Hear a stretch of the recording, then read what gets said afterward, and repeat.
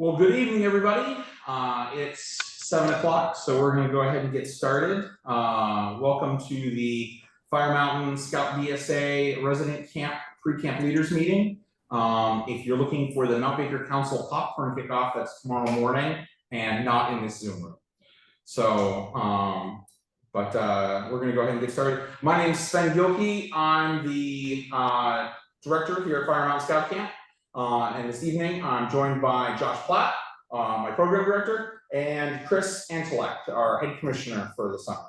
So we've got a list of things that we're going to be talking about this evening. I would encourage you as we go through the evening, this is in no particular order. It was kind of just what came out of our brain that we wanted to make sure we covered. Some of it is based on the questions that we've been getting by email, things like that. So we wanted to address a few things. I strongly encourage you this evening as we go through things to put questions or comments or anything in the chat bubble. That's why I've got my laptop here in front of me, is I'll be paying attention to the chat and hopefully addressing any questions that you might have. This meeting is being recorded and I'm looking to upload that to YouTube probably Monday morning. So we'll be recording Sunday nights as well and uploading that. So with that said, we're going to go ahead and just jump on in to our list.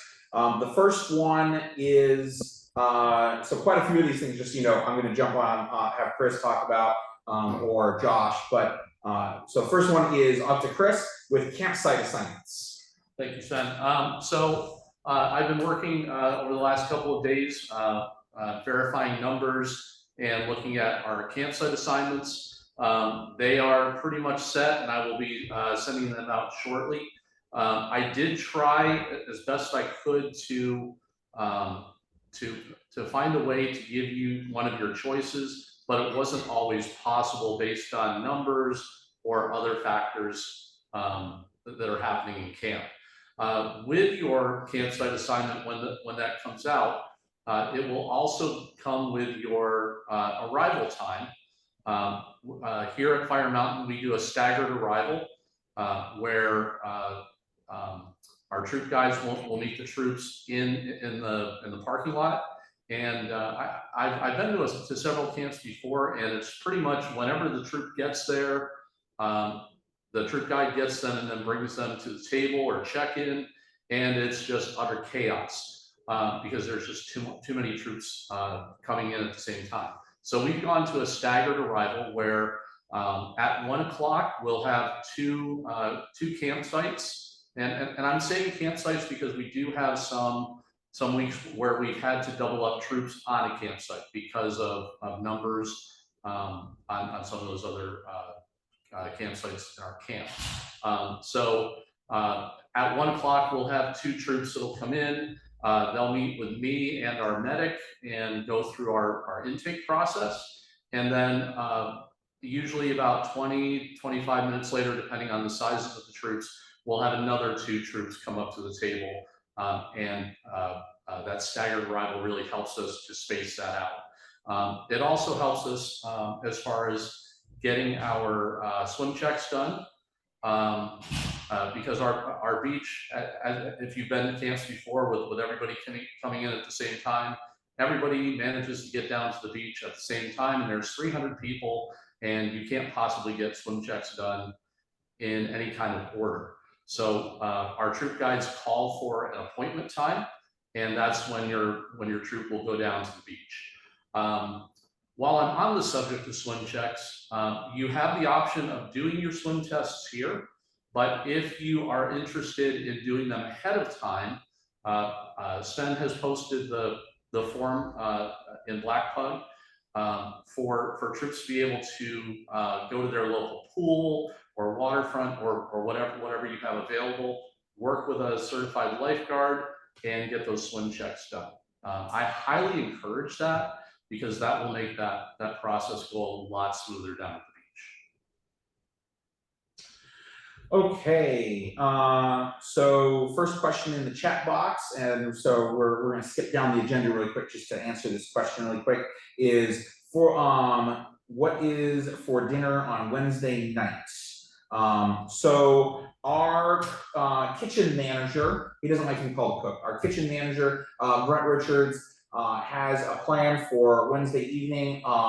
So the last couple of years, 2 years ago, we did kind of canned stews and chilies, things like that in the campsite. Last year we did tacos. The tacos for some units went over really, really well. Other units really struggled for that to make that happen because of different skill levels. But so what he settled on this year is chili dogs for the meal in the campsite. There will be some sides to go with that and whatnot going out, but we'll be providing you with everything you need to make chili dogs in the campsites, including a Dutch oven to heat up the chili. But anything that you want to add or bring to that as well. Let's see here. Next question, are there any relief forms we need to sign beforehand for scouts and adults to do COAT or the zip line? The answer is no. They need to meet the minimum age requirement. After that, the Scoutmaster's approval is all that's required to go down the zip line or COAT. Can I address something with the zip line real quick? Sure. So even though we don't have release forms, we do have some weight restrictions that we do have to adhere to. Our lower limit is 70 pounds and our upper limit is 250 pounds. Now, if a scout or a leader is slightly over or under, we'll try to work with that as best as we can. One problem that we do have with our zip line, our wind in the afternoon changes to a headwind. So sometimes our 70-pound scouts have a hard time getting down. So we do sometimes have to up that limit. If your troop has a lot of younger scouts, we will try to work with that and say, hey, you've got a lot of younger scouts. Why don't you come back at 8:30, 8:45? We'll get those scouts in because we want them to go down that zip line and have that experience. So don't worry about the wind, but just work with us on that. Really, about 8:45-ish, the wind does shift to a tailwind, so we do have a much easier time getting the scouts down at that time. Okay, so Peter, to answer your question about what the restrictions of the zip line are, we have some weight restrictions, but those weight restrictions shift based on the wind and other factors. So the low end, what's the lightest? 70 to the highest being 250. So that's the zone in there. But as Chris pointed out, that zone shifts based on what the wind is doing. And so that's what there is no age restriction for the zip line, other than they must be members of the Scouts VSA program. So if you've got family up on Friday night, things like that, that are Cub Scout age, the zip line is not age appropriate for the Cub Scout program. It is a Scouts VSA or above level program. So they must be 11 years old, with the parentheses that if they are 10 and a half and earn the Arrow of Light, blah, blah, blah, blah, blah, blah. And if they're members of your troop, they can do the zip line. So that's the age restriction there. We did pre-camp swim checks, but have around 6 that could make it. So those 6 will still need to do swim checks here at camp.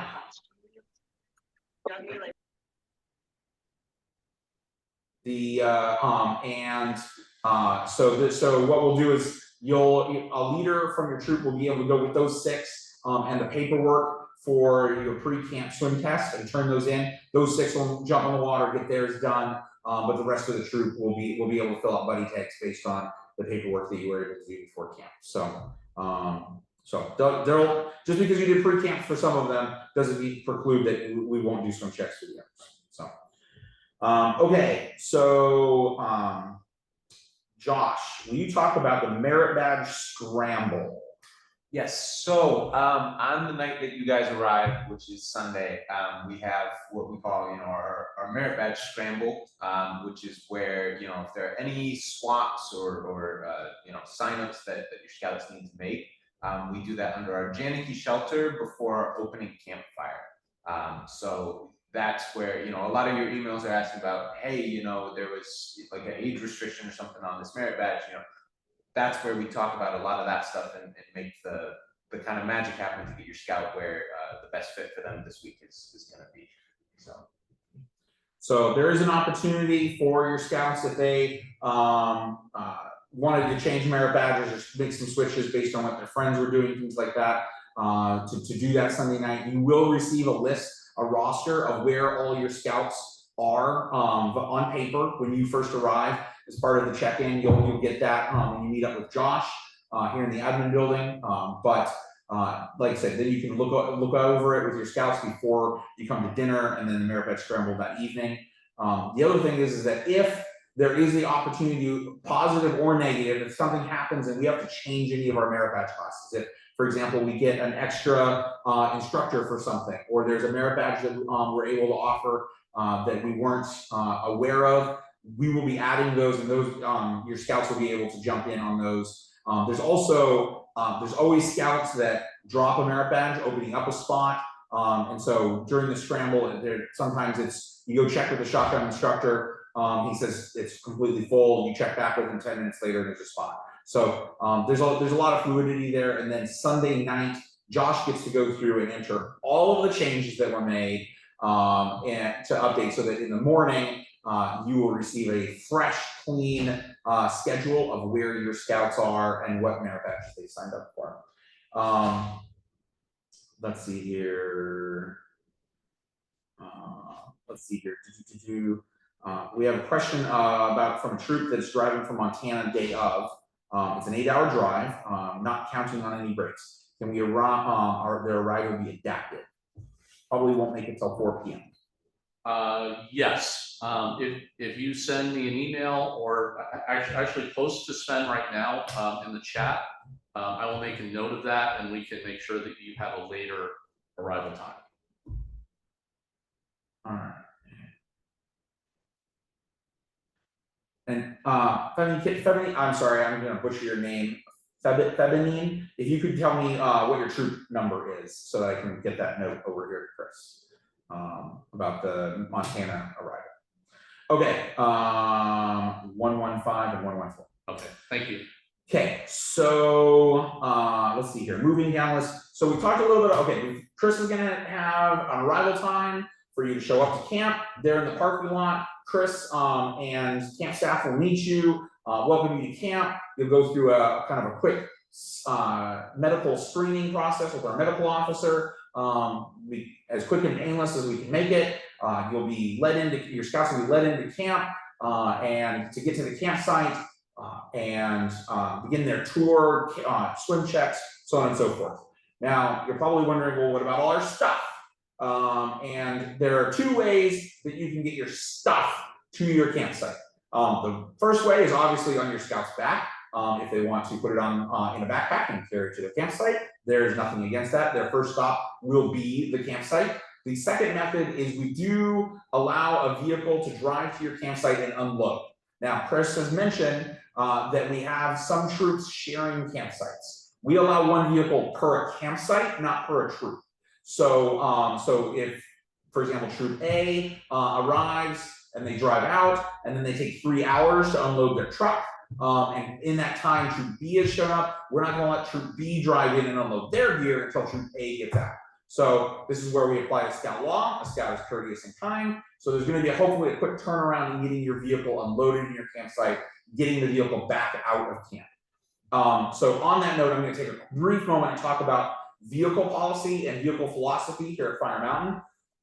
We don't like cars as a general rule. We much prefer camp to be a place where scouts are walking freely on the road, they're joking with each other, and not having to worry too much about traffic.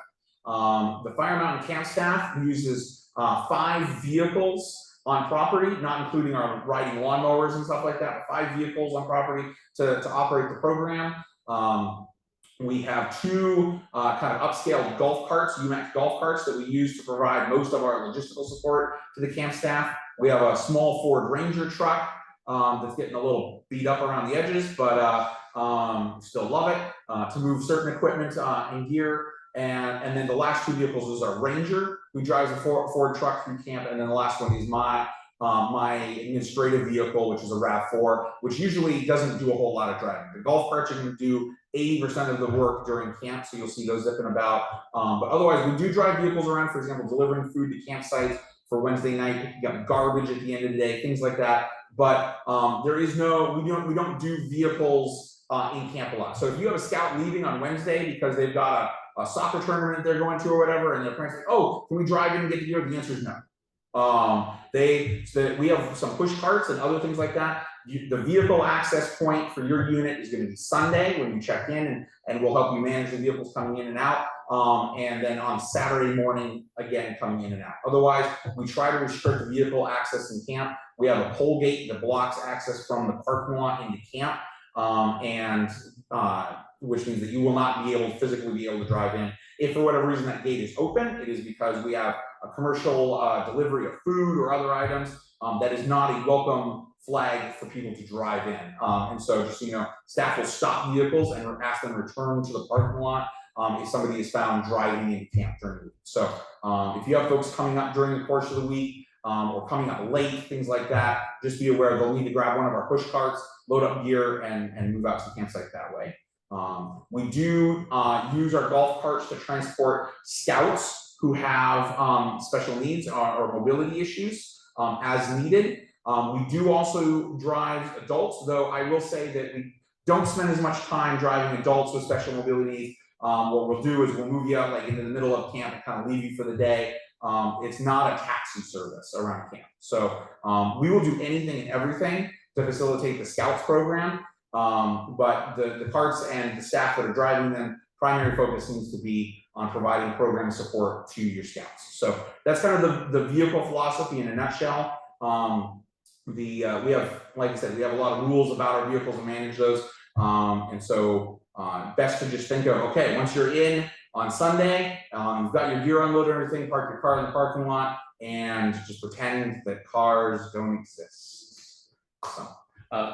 There was a question that came up, Sven, about trailers in the campsites. So it really depends on the campsite. Some campsites, the answer is yes. The other campsites, the answer is no. And that is primarily because we didn't build our campsites with vehicles being in them as part of the mantra or the thought process of their campsites, which means that some of them have good areas to park a trailer, and it's out of the way and it's great. Other campsites, there's no safe place to park a trailer for long periods of time. In fact, there are several campsites where you might be able to drive the trailer out to a certain point, but then you'll have to unload it and hump the gear the rest of the way, because vehicles could get further, but you won't be able to back the trailer up the road from a certain point. So that's kind of where we're at with that.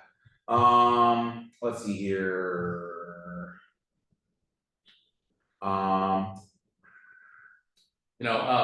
Sven, I'm just going to jump in. While we're on the subject of transportation, we do have bikes. We do allow bikes here in camp. Scouts and leaders must wear helmets while they're riding bikes around the camp. Bicycle helmets. Bicycle helmets, yes.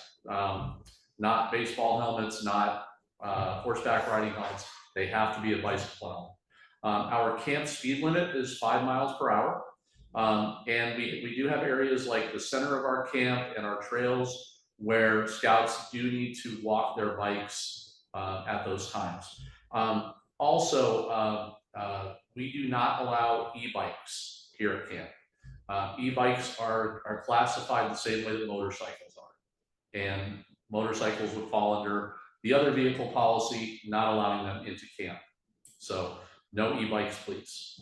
And the e-bikes policy, just so you know, that's from the Guide to Safe Scouting. It's not a Fire Mountain policy. E-bikes are considered motorbikes by the Guide to Safe Scouting, so they are restricted item. So we've got a unit that's coming in on Saturday. So Saturday arrival, you mentioned that you're coming in around 7 or 8. We make sure that we always have a duty officer on site over the weekends. We do give our staff 24 hours off from noon to noon, but one of the adult staff members will be on site to welcome you. You'll get into your campsite. There is no program elements open during that 24-hour period. There is no formal check-in. There's no meals prepared for Saturday or Sunday. It's literally just getting you to your campsite, getting you settled in and whatnot. But there will be somebody here 7, 8, 9 Probably a day or two before you arrive, you'll get some phone calls with who the duty officer is and get their phone number, so that as you get closer, you can call or text and say, hey, we're an hour out. Hey, we're 30 minutes out. Hey, we just hit traffic and now we're 14 hours out. Whatever it ends up happening, because growing up in there and living in this area, we know when you leave home, it's going to tell you that you're 3, 4, 5, 10 hours away, whatever it is. And then as you get closer, you're going to hit that lovely Seattle traffic, and everything is just going to slow way down, especially on a Saturday. And if there's a game or a major event taking place in Seattle Center, and you hit it just right, it can be so again, it's one of those things. We'll let you know who that duty officer is so that you can connect with him or her when you arrive in camp and get settled in. Okay, fire danger in camp. So at the moment, fire danger is actually doing fairly well. It rained the last 24 hours a couple of times. The county has not executed its burn ban yet. The last 2 years, there has been a burn ban in effect during most of the summer. I will say that one of the things that Fire Mountain has done is we've invested rather heavily in our fire pits. So the first couple of phases of county and state burn ban levels don't affect us as long as they are reasonable fires inside our fire pits. And that's because we built them with a certain amount of steel rings and gravel and everything else so that they are cut off from the rest of nature. And so as long as they, like I said, are small fires, I believe that it's a 2.5-foot flame or something like that, water sources nearby, things like that, we're allowed to continue to have recreational and cooking fires in our campsite. If that changes, that's something that we'll bring up during our Sunday night check-in Scoutmaster Senior Patrol Leaders meeting. But again, the emphasis is going to be on, ideally, knock on wood, we're going to be fine for fires during the summer. Again, even if there is a county burn ban in effect, it's not necessarily going to be a full burn ban. So pray for a little bit of rain, not a lot of rain, but pray for a little bit of rain so that we can keep that going. Let's see here.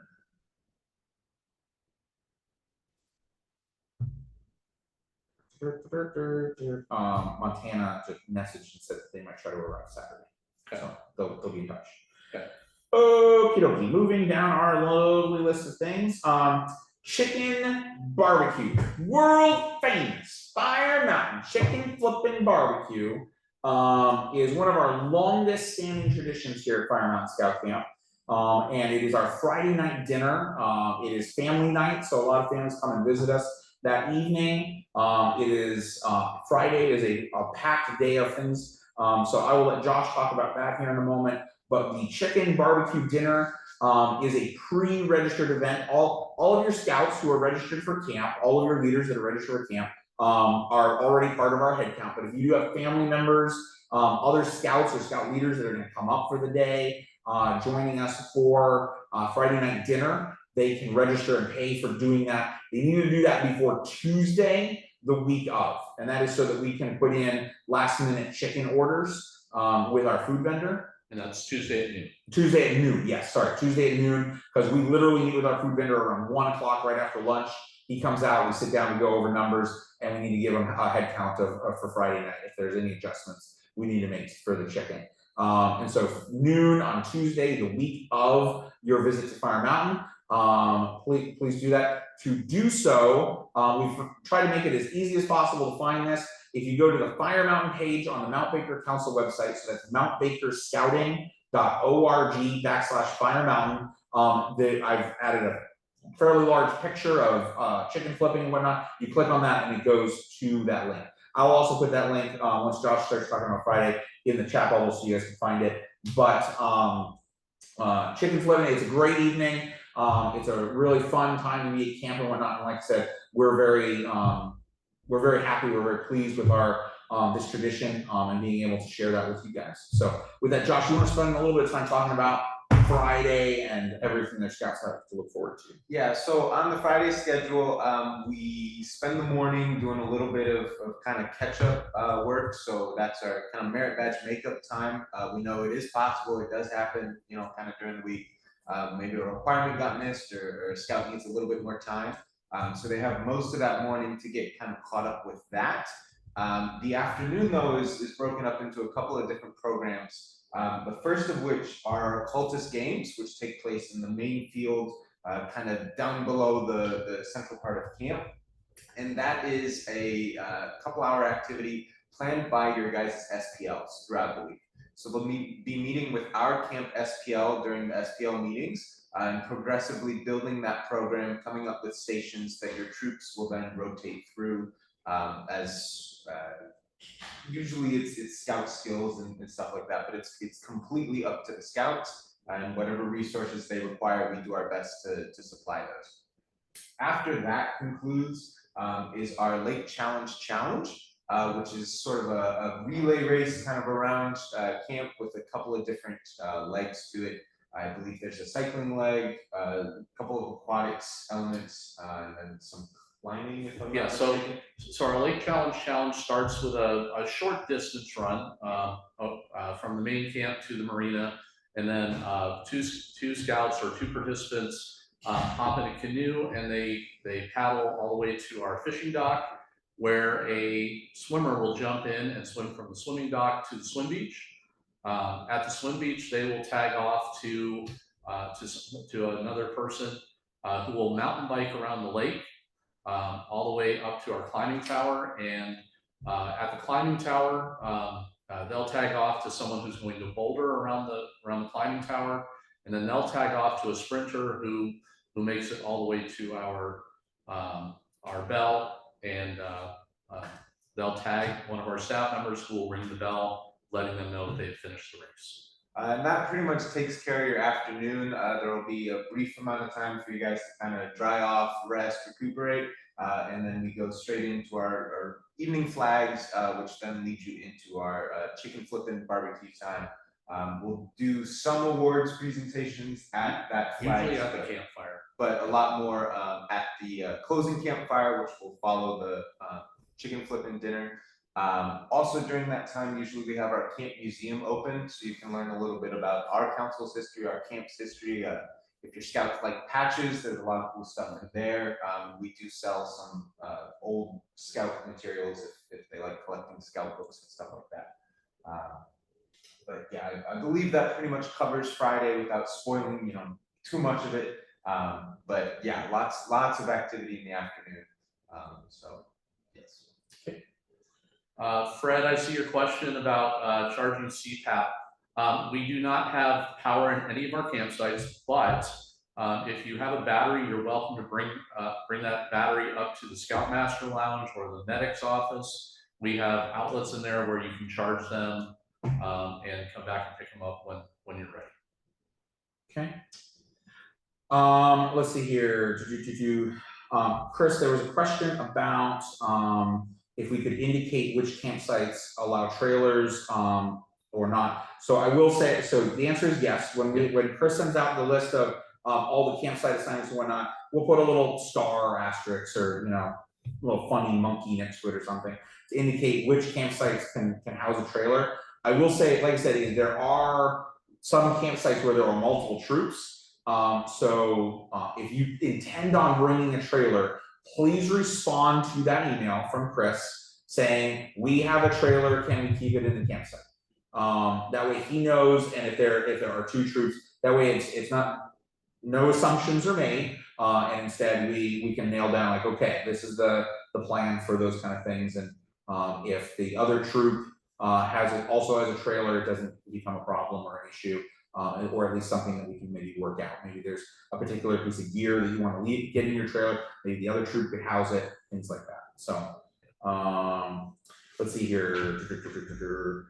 Chris, can you talk about honor troop? Sure. As most camps do, they have a special honor troop or honor patrol award that troops can work towards throughout the week. Your senior patrol leader will get that information at the senior patrol leader Scoutmaster meeting the first night, so they can start working on it right away with your troops. How we have it set up is there's a number of tasks that in order to earn it, you must do. and then there's a number of tasks where you get to where the senior patrol leader and the troop get to choose 3 out of a list. One of those actually, I added it the other day. If your troop has an idea for something that isn't on the list, they can come see me or one of our commissioners, and we can approve that for your scouts. There is absolutely nothing for the adult leaders to have to do with this. This is all on your senior patrol leader and the scouts because it's their program. At the end of the week, we collect those forms from the scouts, from the troops that have decided to go forward with this challenge or to try and earn the award. They do have a deadline where they have to turn them in,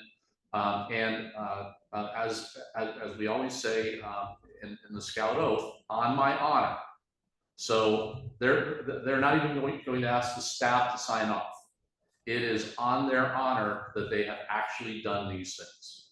And then at the closing campfire, we do call those troops up that have earned that and give them a ribbon for their troop flag.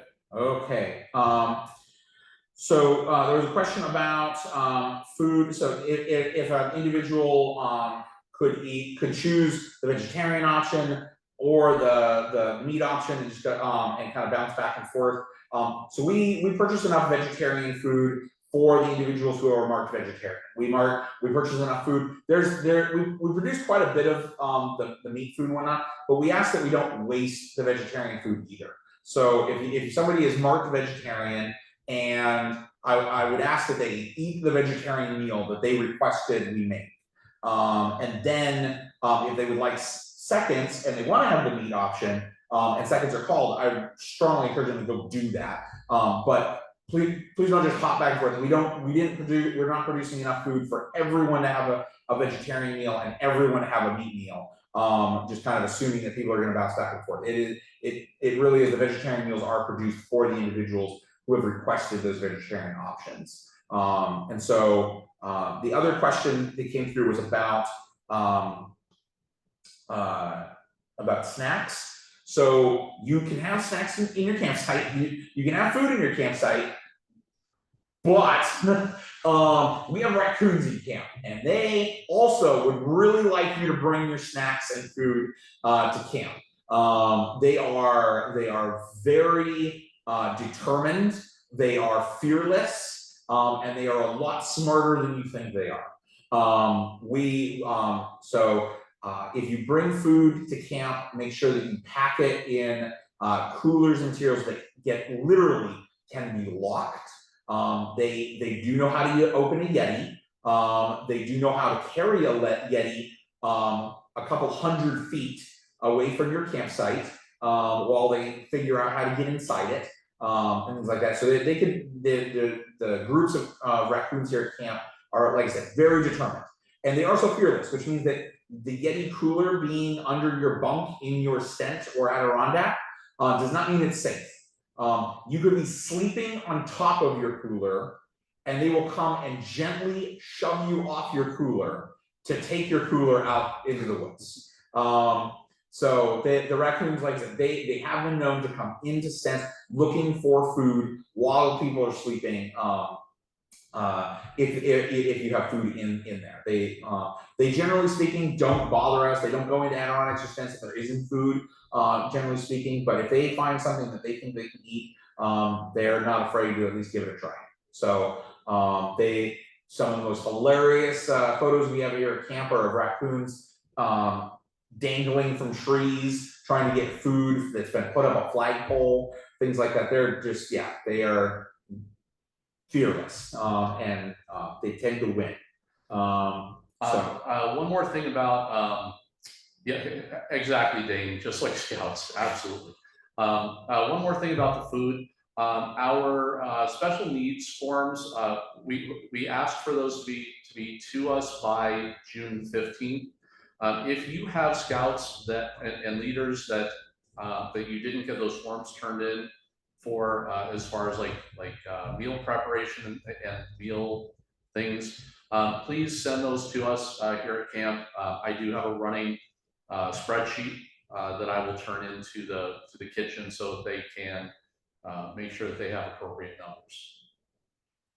There was a question about getting the weekly schedule and the menus mailed out. So we will be sending out the menu probably early part of next week. The only thing that we're holding up, we have the menu all nailed down and some sort. Our first food order comes in on the truck at 7 a.m. tomorrow morning, and that is when we're going to find out what, for one reason or another, our food vendor could not get a hold of for us.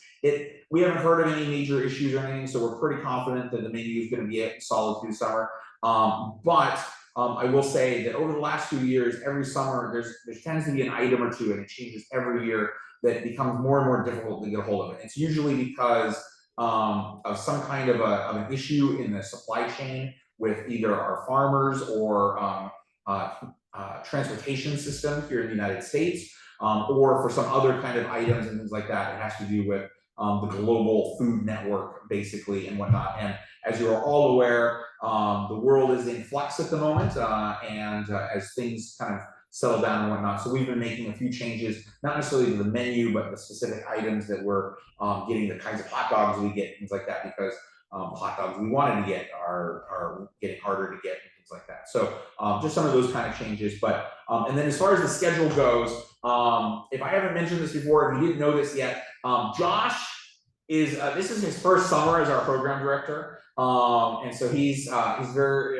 this is not his first summer at Fire Mountain on our camp staff, but this is his first summer as program director. So I'm giving him a little bit of rope and lead time with the staff during staff week to make some adjustments to the schedule, make Fire Mountain's program a little bit more and whatnot. And so with that, as I want to give him a little bit of time during staff week before we share the schedule too much, to just say if there are changes that he wants to make and work through with his program teams before we give that out. But before the end of staff week, we will get a copy of the weekly schedule out to everybody as soon as Josh and his team have a chance to do it, and then I can ask him all of the questions of, you really want to do that? Are you sure, Josh?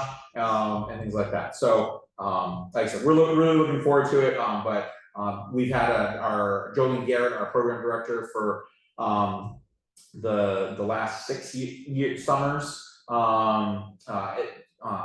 move on to other things in scouting. She's now our council Cope and Climbing chair.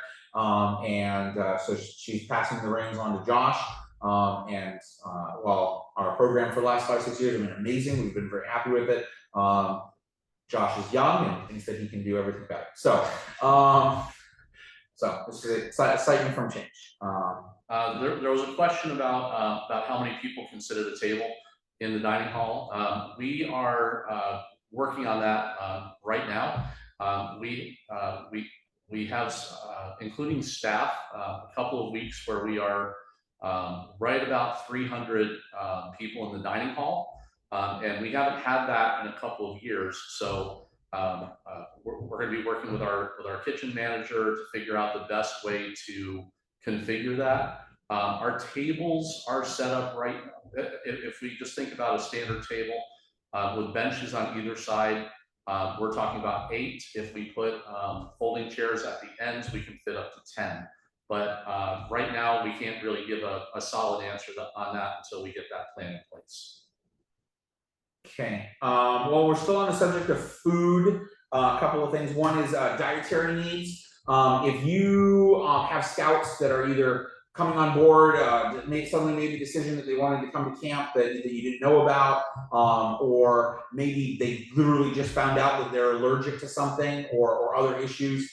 Maybe a scout that just moved to the area, found your troop, really wants to come to camp, is hopping on board, whatever the situation is. If you haven't communicated your dietary issues, it's not the end of the world, but please communicate that to us as soon as possible, directly with an email to that camp.staff@firentn.org. The email you've been getting blast primarily from Chris and Josh email that email address and say, hey, I've got a scout, their name, what your troop number is, and what their need is, so that we can start preparing for that need. Ideally, please don't email that to us on Saturday when you're showing up on Sunday. But that said, it's not like we live in the middle of nowhere. We can run into town and find some food, but that works for anybody. But please let us know those needs as soon as you're aware of them. So I know that parents don't necessarily always tell you guys everything in a timely fashion either. So we want to work with you, but the sooner you can do that, much appreciated. Okay, so next thing that is also kind of sort of food related, there was a question about adult program, and so to kind of kick off conversation about adult programming, Chris, can you talk to us about chili and what it does to people? Chili here in our camp makes people very happy.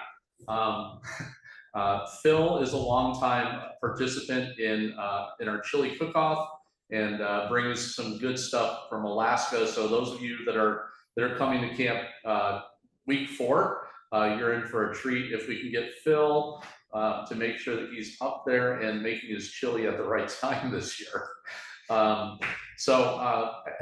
Every week we do a Scoutmaster chili cook-off, and we give you some basic ingredients. We give you some hamburger meat, tomato sauce, onion, kidney beans if you want them. Some people don't always take the kidney beans. Certainly up to you. And we'll give you some chili powder. Anything else that you want to bring for your chili, that is entirely up to you. If you get here and you've got enough Scoutmasters and leaders here in camp, and someone wants to run down to the local Hagen's and buy the hatch chilies they have or whatever other ingredients you need, you are certainly welcome to do that, especially if you're from a long way off and you might have forgotten something. Make it your own, and we'll have some fun with it. We do judge it. We invite all of the leaders in camp and our staff to come up and try that chili. Dane, I like that idea of brisket barbecue chili. Love it. But scouts, we don't allow the scouts to participate in the judging, just the adults and the staff. And then we usually have some sort of an award for the winning chili. So we do have a judging process, and it really brings everybody, all the adults in camp together for a great afternoon activity. We are working on some other things with our adult program. We've done some things in the past where we've done Scoutmaster shoots. Last year we had a Scoutmaster swimming time when we had some availability down at the beach, where the Scoutmasters enjoyed playing on the Libbit, which is our big inflatable. We've done some other activities over the last few years. So stay tuned on that, and we'll have some more details when you guys get here. Let's see here. Moving through the list, we talked about dietary needs, chili cook-off, Wednesday dinner, e-bikes. Okay, so real quick about Zipline, and I'll let Chris talk a little bit more about this as well, but with Zipline, there are 2 opportunities during the week for your scouts to go down the Zipline, and they are... All right, so our campsites are assigned a night, Monday, Tuesday, or Thursday, from anywhere from 7 o'clock until about 9:30. That's kind of when it starts to get dark. At the beginning of the summer, at the beginning of our sessions, we might go a little bit longer depending on the light. But every scout will have the opportunity on your campsite night to ride that zip line. It's really great experience. What we encourage troops to do is, if you have a troop guide that's going the extra mile, and only the troop guide, it's not for, hey, the random staff member in nature that's not a troop guide. Only your troop guide, the ones providing that service to your troop and your campsite. If they're doing a great job, your scouts can invite them to join them for that zip activity. So that's the Monday, Tuesday, and Thursday zip opportunity. On Friday night, after our closing campfire, usually starting right about 9:30 when it's starting to get dark, we have our night zip activity. We light up the zip tower, we light up our trolleys, every possible thing that we can get lit up on our apparatus, we will light it up. Your scouts and your leaders are welcome to light themselves up with glow sticks. Please no flashlights or flashing lights or anything like that, because our staff does need to be able to see and can't have strong lights coming in their eyes. Otherwise, they might not be able to stop you on the zip line, and that's kind of a bad thing. But it's really a lot of fun. Our staff that's out there, they put in a lot of effort that night, and it's all worth it because of how happy your leaders and scouts are when they come down in the dark. For me, I'm on the zip crew, and I can zip in the light, I can zip in the dark. I love zipping in the dark because I don't have to worry about stepping off because I can't see the ground below. So it makes it a little bit easier for me to step off that tower. We go until the last troop has come down, and usually it's right about 2:30, 2:45 in the morning. If you are a troop that has to get out of here early to make it home, like Montana, I know has an 8-hour drive. They might want to get out of here earlier, and they might want to get their scouts to sleep earlier. Let me know that, and as I'm creating that schedule, I will take that into consideration. The night zip activity is drawn at random, other than those special circumstances. Yeah, I think that's about it. Okay. Yeah, and if you have any other questions, let me know. Okay, so Chris here did something today that I'm going to pick on him very briefly about.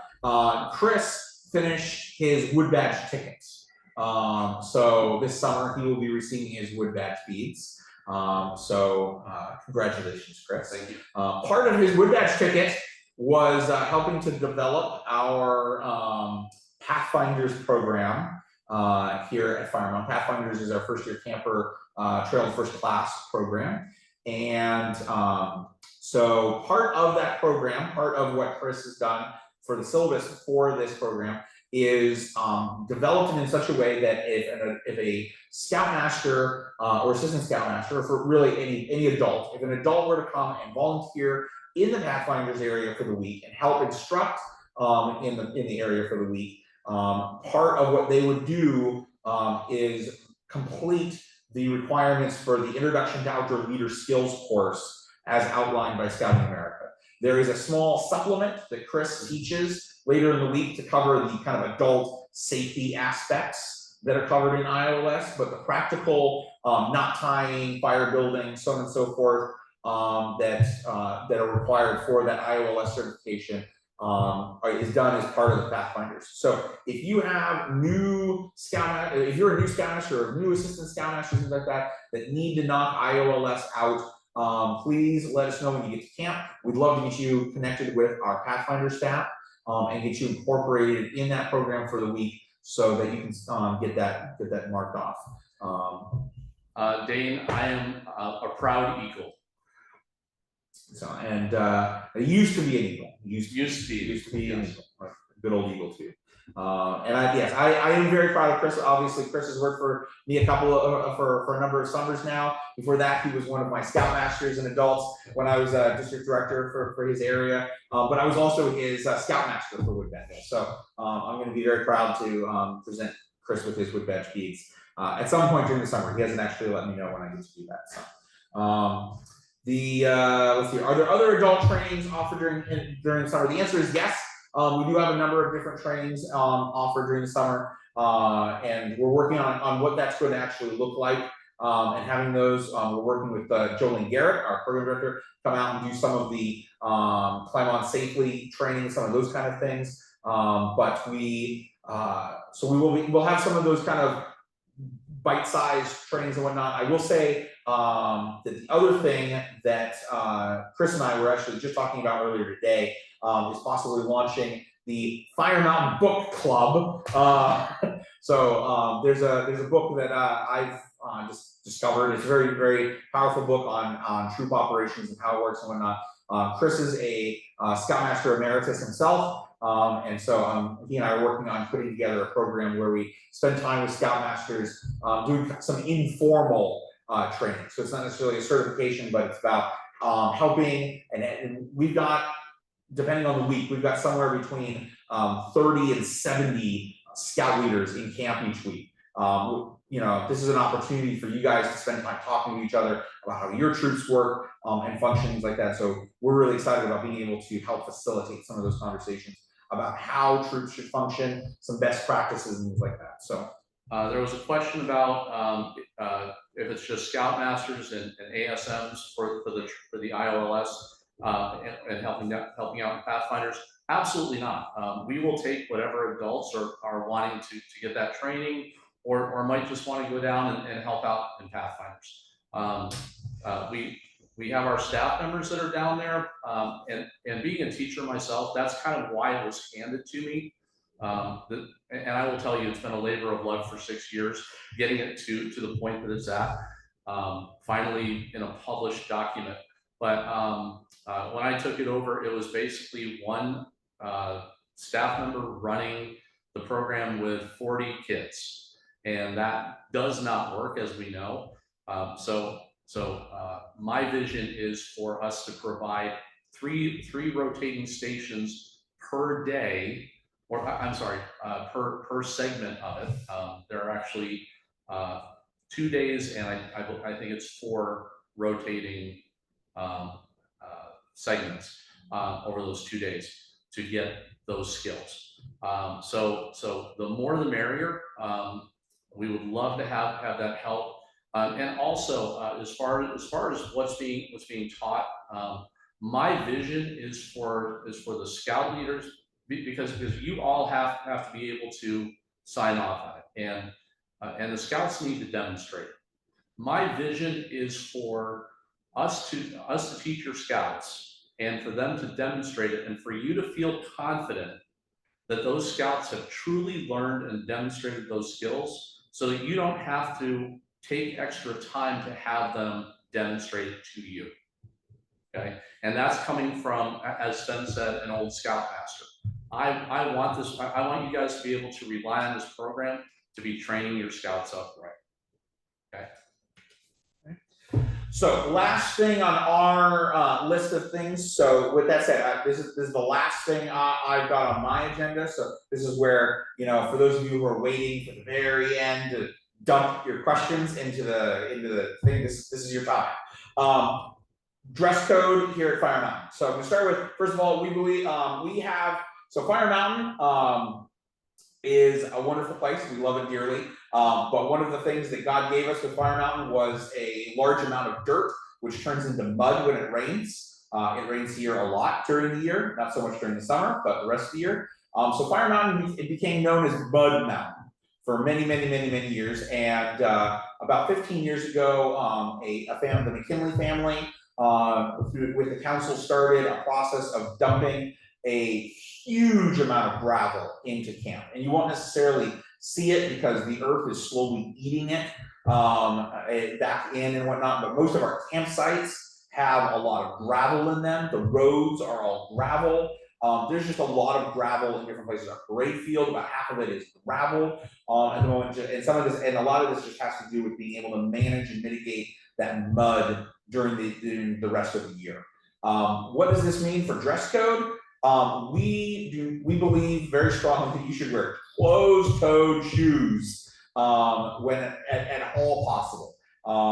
And this is because we care about your scouts, we care about you, we care about your feet. And the gravel loves to find your toenails and separate them from you. And so one of our things that our medics has dealt with over years, regular injury, is having gravel get into people's flip-flops or sandals, water shoes, other things like that. So if you got scouts, or you yourselves really hate shoes and boots and things like that, you want something to breathe.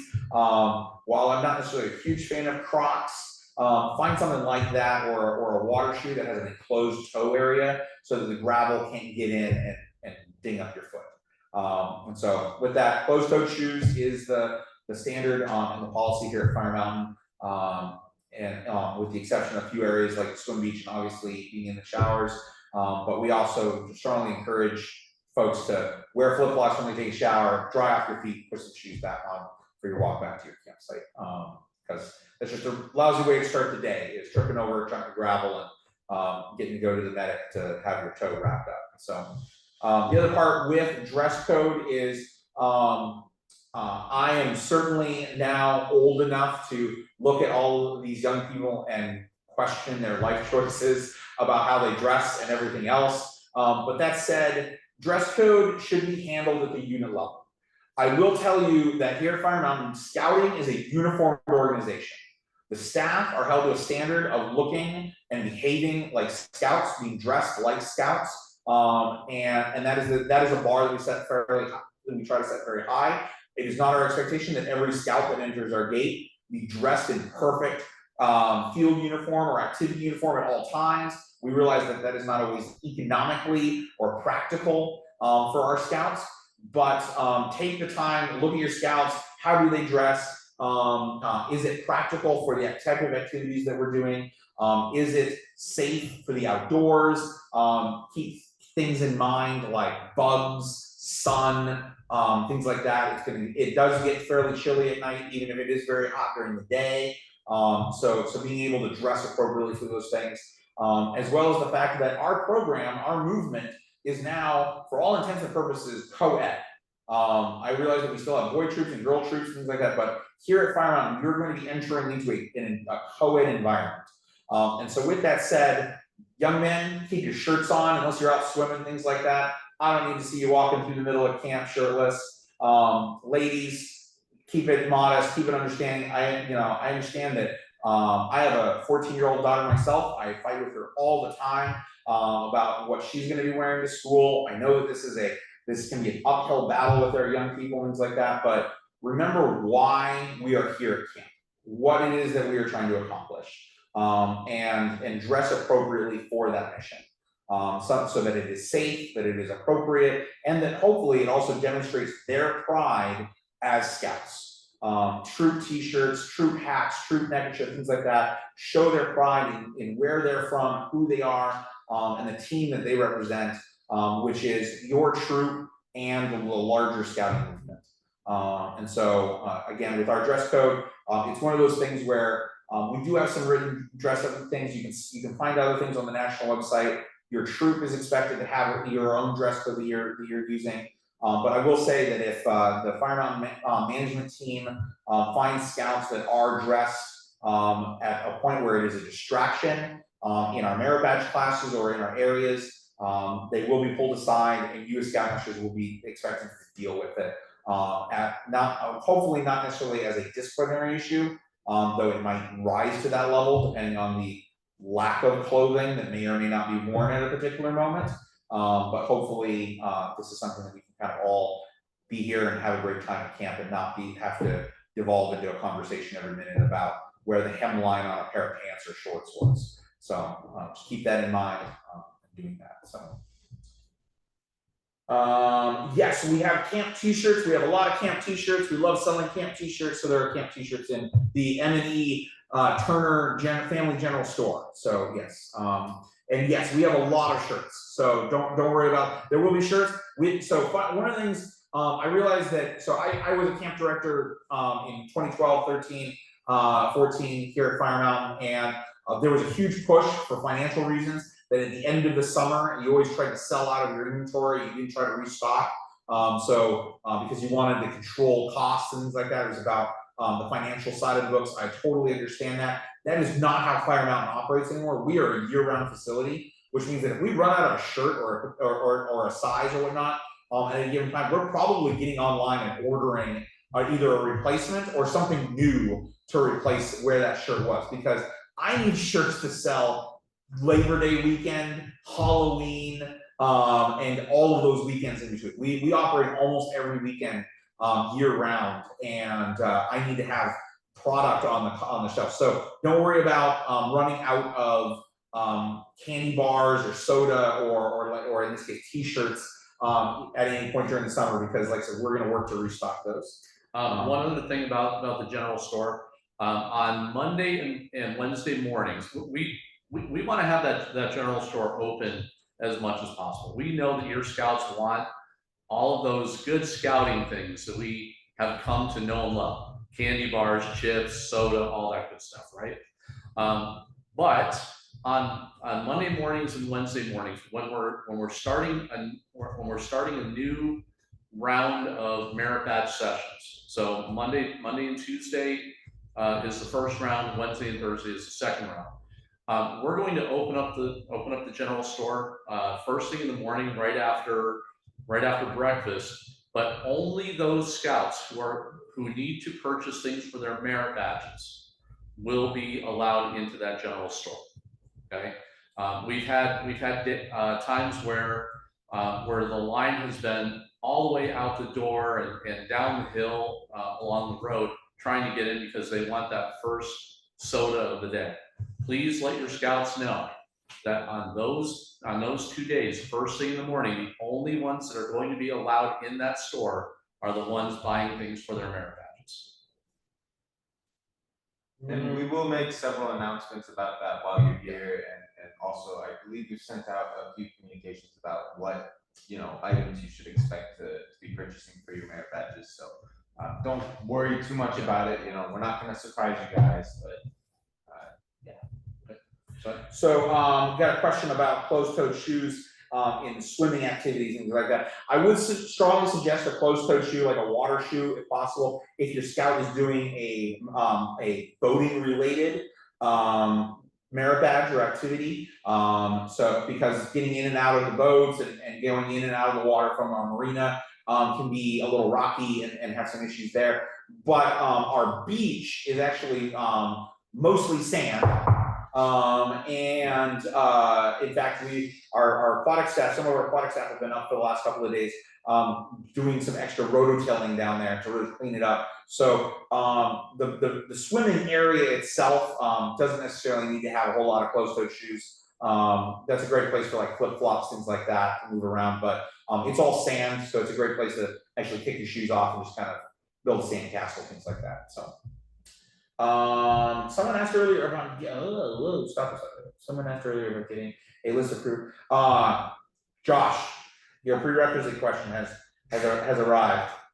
So for those of you that have seen the merit badge requirements list on the website, Scouting America has recently updated a significant number of their merit badges, some of which we teach at camp. So for example, the first aid merit badge with its 15 requirements have all changed. So I'm doing my best to go through and educate myself, update myself on what things we need to do kind of before camp, during camp, stuff like that. And I will get that out to you as soon as I can. I also will be working with my staff during staff week to figure out, what their curriculum looks like for how they're trying to execute.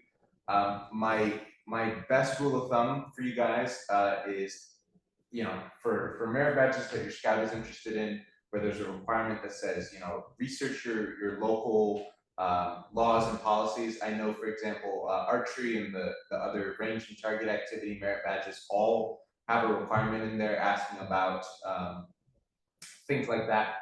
If your scout arrives with that information, that helps speed things along quickly.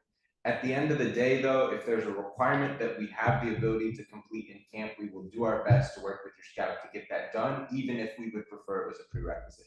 But there are, merit badges like emergency preparedness. One of the requirements is present some of the plans that you develop at a family meeting. I can't hold a family meeting for your scout at camp. So that's kind of where the boundaries of our ability lie. I understand there's a lot of merit badges. I understand you guys have a lot of scouts, so I will do my best to get this list out as quickly as I can. But if there are ones that a lot of your scouts are going to be taking, I would strongly recommend just quickly looking through the requirements and just doing a check. So. Dane, you've asked the question a couple of times about will there be a time for adult kayak and canoe? That is, I just put that on my list of things maybe for us to consider for adult program. So thank you for that idea. we will do our best to figure that out. Part of it is going to depend on our aquatic staff. Right now, we have a rather small aquatic staff, so part of the program is going to be down at the beach for the swim merit badges. The other part is going to be at the marina for our boating merit badges. And as with any kind of merit badge time, that's always going to be the priority. But also having enough kayaks and canoes for people might be a concern also. But we'll see what we can do. I had a couple of questions about, let's see here. Fabian, yes, we do organize a mile swim on Friday. There is training that takes place beginning on Monday. And in order to do the mile swim, participants have to be at all of the training sessions leading up to that mile swim. Yes, there is a polar bear plunge. We are working on kind of expanding that aspect of our program. I'm working with our aquatics director. He's got some fun ideas for making that a bit more of a kind of prolonged kind of beach party in the morning experience. So we'll kind of have more of that for you for sure by the time you get to camp. But we might be teasing some things on social media during staff week and stuff too. Can scouts bring their own leather and woodworking kits? The answer is yes, they can. Let's see here. There was a question about ice for troops. Oh yes, the short answer is yes, there is ice for troops. The long answer is that there's going to be times where the kitchen staff will be willing to do that and help fill your coolers, and there are other times where they're going to say no. So just be aware of that, check in with them and ask them when would it be appropriate to bring the cooler and get some ice. And the reason why I say that is that there are certain meal times where they're trying to get ice out for the salad bar and other things that they need ice for the meal. And the last thing they want to do is not have ice for the meal because they emptied their ice chest. We have an ice machine that makes ice fairly quickly, but it is a machine just like anything else. So once it's empty, you got to sit there and wait for it to fill back up. So, and there are times where we absolutely empty our ice machine to facilitate meals, and especially if it's super hot outside. We have I think, a fantastic salad bar. And one of the reasons that our salad bar is so great is that Brent and his team stock it with ice so that everything stays fresh throughout the meal, and it's a really appetizing place to go and grab something. So living on site for 7 weeks, the food can get a little repetitive, and the salad bar definitely lets our staff spice up a lot of their meals. So we spend a lot of time looking at it and what we can add to it, things like that. So, but going back to your cooler question, Scoutmaster belly flop, we do not have a Scoutmaster belly flop. That has been an area of kind of mixed. Some camps still do it. We have not the last number of years. I will tell you that the National Council has really pushed doing away with belly flops for a number of different reasons. And like I said, some camps definitely do still do it. I'm not making judgments of those camps, but that is not something that we've offered here. Quickly, just going back to the ice, if there is a time where our kitchen is out of ice, we do have a fairly close convenience store, just a couple of miles down the road, Big Lake Grocery. They do have ice in stock, so if you guys need that, you're welcome to leave camp and go do that. Just check out with us at the office. And also with medications that you have in camp, this didn't come up as a question, but I'm going to add it to my agenda for next meeting. So 2 things. One is if you have medications that you need to have under lock and key, we have lock boxes that we can sign out to you to borrow for the week to keep medications locked up in your campsite or in your backpack, things like that. It's just a small little metal box with a key. But and then also if you have medications or your scouts have medications that need to be refrigerated, We have our medic maintains a refrigerator in the med launch specifically for those. So, and what made me think of it was with the ice is depending on how hot it gets and whatnot, we don't want your scouts risking their health by their medications going bad because over an ice issue. If you have scouts or yourselves have those medications, don't hesitate to let us know how we can facilitate keeping those medications cool in a good way. So, okay, I'm not seeing any questions pop up. Wait. No, prescription drugs do not need to be turned into the medic, though you are welcome to do so if you feel that that's something that you would struggle to control in your campsite for one reason or another. But they do need to be under your control, which again goes back to the lockbox. It is a tool for you to use, but we do not necessarily collect all medications in camp. Instead, those are managed at the unit level unless you need our support in helping do that. Can the raccoons get into the lock boxes? At the moment, the answer is no. Are you thinking that you're going to need a lockbox for Snickers bars, or because I suppose that's one way of using a lockbox, but at this rate, no, they have not been able to get those in. We do have a tracking sheet that we will pass out that helps you keep track of when you delivered medications to a scout and just marking those things off. And then those sheets are then turned into the med launch.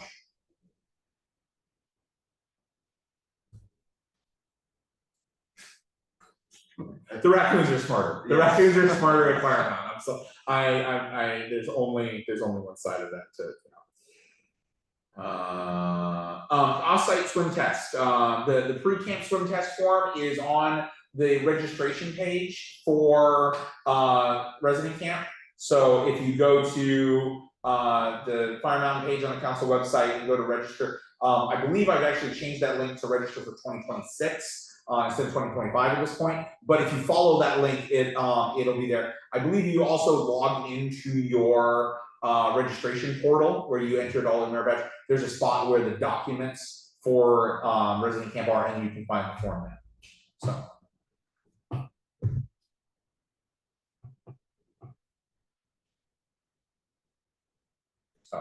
There's no more typing.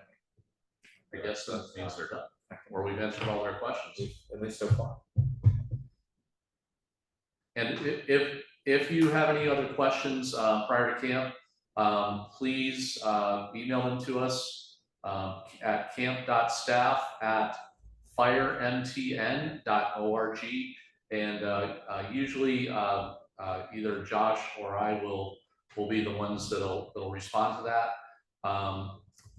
Sven has other responsibilities besides camp for the council, so we try to answer whatever we can without him needing to answer for you. Okay. There was a question about adding scouts to your roster. Contact Colin Roach. So our business manager, he will be more than happy to figure out how we can add scouts to your roster and work with you on doing that. Let's see here, and I put Colin's email in here. There was another question here. Can you write this here?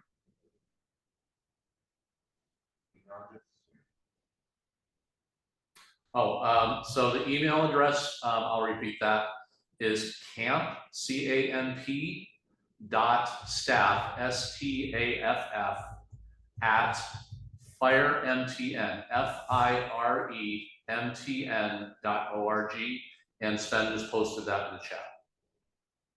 And you'll probably see it a few more times over the next few weeks.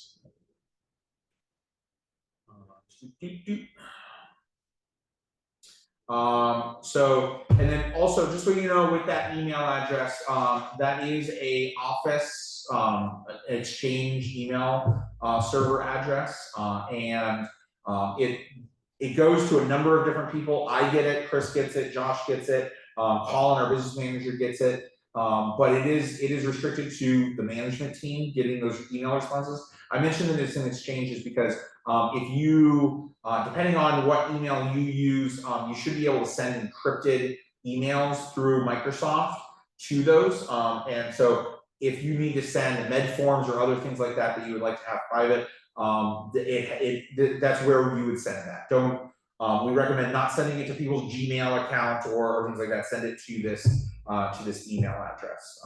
That's the safest place for it to be. It's also that way they don't end up in Chris's personal email and things like that. But yeah. Mail for Scouts. The address for the camp is published in the Leader's Guide. I don't know if it's in the program guide. I can send that out to all of you as well.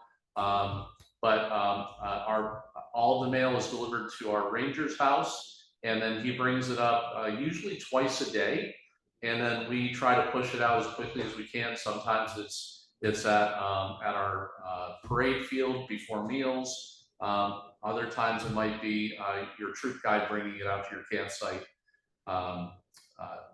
before bedtime. So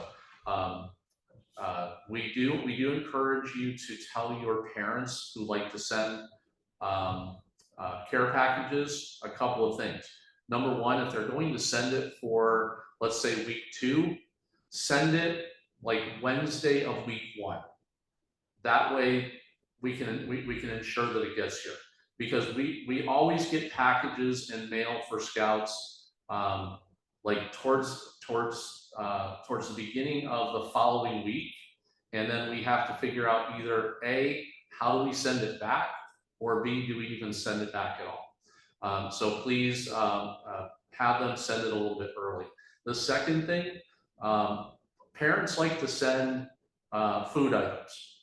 You guys have heard about our raccoon problem, or not a problem, but they're our friends. And as Sven said, they do like to snack on whatever you and your Scouts bring. So please encourage your parents to keep the amount of snacks and food and things like that to a minimum. Okay, that would be helpful. We had a parent. They sent it using Amazon, sent some chips and candy and things like that. So they saw that it was delivered. There was a photo the Amazon folks had taken of the package in front of our Ranger's house. We knew it was, they were adamant. They were very mad at Chris that it was gone. About 2 weeks after camp was over, staff were doing our final last bits of cleaning around camp and everything. And we went down to the Ranger's house for a barbecue. And a couple of staff members are strewn around as they do, and they go around a tree and they find a field of just stuff. So they had pulled Lord knows how many packages that we had, and sure enough, we were able to find package labels and addresses, and so we found this young Scout's care package, so we knew what ended up to it. But it looked like there were probably 10 or 20 different Amazon packages that had been dragged off into the woods and shredded to pieces and everything. So our barbecue turned into a cleanup night. But so like I said, the raccoons definitely love their care packages too. So. All right, well, I think unless there's anything else that pops up into the box here in just next few seconds, we're gonna go ahead and wrap up. We have a group of staff here on site. We're gonna go and make dinner for them. It's getting a little late, but we're gonna go feed them, get them riled up for the night, and then get back to work in the morning so that we're ready and rearing for staff week to start on Monday. Our full staff reports on Monday, and we will be spending about a week and a half getting everything ready. Josh will be explaining his vision for program to our staff, and yeah, we're looking for a great summer. It's going to be a lot of fun. This summer in particular is one of my favorite kinds of summers. There's no NOAC and there's no jamboree, which means that a third of my staff isn't trying to leave halfway through the summer to have their own scouting adventures. We're all here for the summer, having a great time. So we look forward to seeing you here on the mountain. We do have a question. Will Sunday meet be the same as today? Yes. Today, Sunday's pre-camp leaders meeting is going to be a basic carbon copy of this meeting. Same agenda items, same points. Obviously, some people might ask some different questions or whatnot, but it's gonna be the same format. So no new information on Sunday.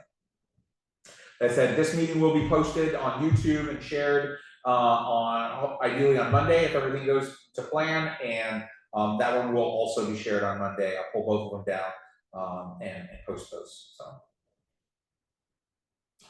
all right. With that, you guys have a great evening. Again, we look forward to seeing you here at Fire Mountain. See you soon.